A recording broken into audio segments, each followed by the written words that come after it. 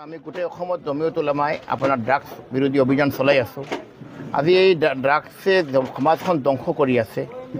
খাই কৰি মোৰ এটাই অনুৰোধ থাকিব যে যিসকলে ড্ৰাগছ সেৱন কৰি আছে, কিবাতো অন্য বুঢ়া কামত লিপ্ত আছে, নিচাজাতীয় বস্তু লৈ আছে, সেইসকল মানুহক আমি যি ড্ৰাগছৰ কাৰণে আপোনাৰ সিহঁতক আমি কাউন্সেলিং কৰি পেলাই আমি সমাজে যদি আমি বাইকাট কৰি নহ'ব।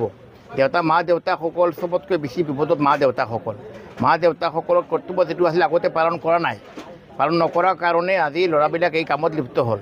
সেইকাৰণে চবত আগতে মাক দেউতাৰ যে দায়িত্ব, এতিয়া মা দেউতাৰ লগত তেওঁলোকত মিলি পেলাই এইবিলাক ল'ৰা ছোৱালীক আমি কেনেকৈ আমি ৰিহেবক দিব পাৰোঁ সেইটো আমি চিন্তা কৰিব লাগিব।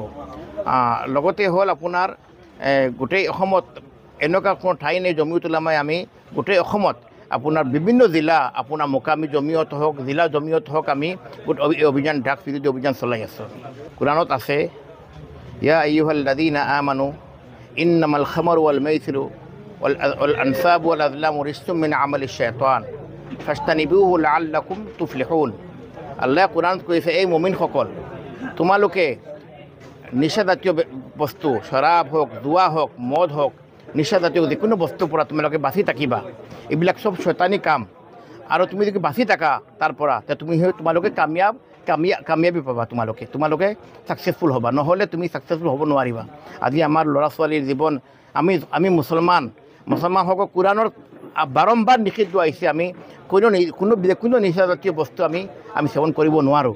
সেইকাৰণে এইটো আমাৰ ইছলামততো বিলকুল হাৰাম বিলকুল। সেইকাৰণে আমাৰ ইছলামৰ চবতকৈ যিসকল ইছলামৰ ধৰ্মাৱলম্বী আছে, আমি চবতকৈ আমাৰ ল'ৰা ছোৱালীক আমি যদি ভালকৈ নীতি আদৰ্শ, কোৰাণৰ আদৰ্শ নিদিলে নহ'ব। সেই কোৰাণখনৰ কি আছে, হদিছত আল্লাহ নবী আমি কি কয়, তেওঁৰ আদৰ্শ যদি আমি নলওঁ, তেতিয়াহ'লে আমি ভাল মুছলমান হ'ব নোৱাৰোঁ। আমি অসমখন বৰ ধুনীয়া, আমি প্ৰত্যেক গাঁৱত হিন্দু মুছলমান চব একেলগত বসবাস কৰি আছোঁ। আমি মোৰ জমিয়তৰ পৰা আগতে এপিল আছিলে, এতিয়াও মই চবক অনুৰোধ কৰিম, কোনে কি কয় সেইবিলাক নুশুনি পেলাই আজি যদি এজন হিন্দু ধৰ্মৰ মানুহ যদি আমাৰ গাঁৱত থাকে, আমাৰ কৰ্তব্য তেওঁক আমি নিৰাপত্তা দিয়া, আৰু এজন মুছলিম মানুহ যদি হিন্দু গাঁৱত থাকে তেওঁক নিৰাপত্তা দিয়া হিন্দু মানুহৰ কৰ্তব্য।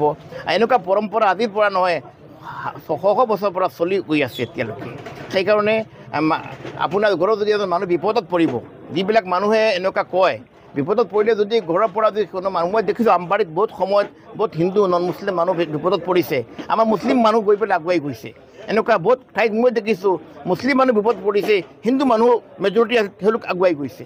সেইকাৰণে এইবিলাক আমাৰ এতিয়াৰ পৰা নহয়, এই পৰম্পৰা আগৰ পৰা মৰম আৰু স্নেহ চলি আছে, ভাতৃত্ববোধ চলি আছে। সেইকাৰণে মোৰ বাৰ্তা এটাই থাকিব, এইবিলাক কথাত কাণ নিদি, এজন মানুহে যদি দুখ কৰে, যিকোনো ধৰ্মৰ মানুহ হ'ব পাৰে, এজনৰ কাৰণে গোটেই ৰাইজ আৰু গোটেই সমাজ বেয়া হ'ব নোৱাৰে। 99% এতিয়ালৈকে 99.9% সমাজ এতিয়ালৈকে ভাল, চব ধৰ্মৰ মানুহ ভাল।